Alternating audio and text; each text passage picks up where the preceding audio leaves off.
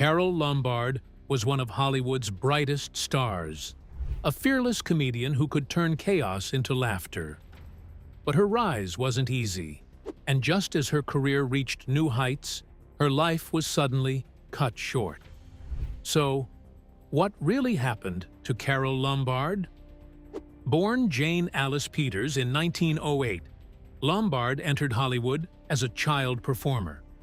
After a serious car accident left her face badly injured in her late teens, she feared her career might be over. Instead, she recovered and reinvented herself, eventually developing the energetic comic style that made her famous. Her major breakthrough came with 20th Century in 1934. Suddenly, Lombard wasn't simply a beautiful actress, she was a gifted comedian with extraordinary timing. Then came My Man Godfrey in 1936. Her performance as wealthy socialite Irene Bullock became one of the defining performances of screwball comedy and earned her an Academy Award nomination. Nothing Sacred followed in 1937, further establishing Lombard as one of Hollywood's biggest comedy stars. By the late 1930s, Lombard was reportedly Hollywood's highest-paid star. But she wanted to prove she could do more than comedy. She took on dramatic roles in films including Made for Each Other, In Name Only, and Vigil in the Night before returning to comedy. Her personal life also attracted enormous attention.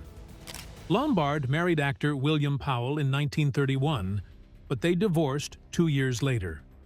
She later fell in love with Clark Gable, and the two married in 1939. Their relationship became one of Hollywood's most famous romances. Then World War II changed everything. After the United States entered the war, Lombard traveled to her home state of Indiana to sell war bonds. She exceeded her $500,000 goal by reportedly selling about $2 million in bonds.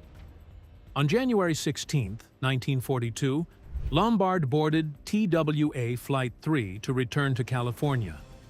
Shortly after departing Las Vegas, the aircraft crashed into Potosi Mountain.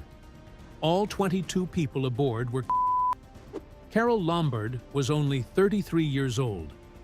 Her final film, To Be or Not to Be, was released shortly after her death. Instead of fading away, Lombard's reputation only grew stronger. She had spent just over 2 decades in movies, but she helped define an entire style of American comedy. Carole Lombard didn't get the chance to grow old in Hollywood, but she left something almost as rare, a body of work that still feels alive. If you love forgotten Hollywood stories, like, share, and subscribe to Icon Untold for more.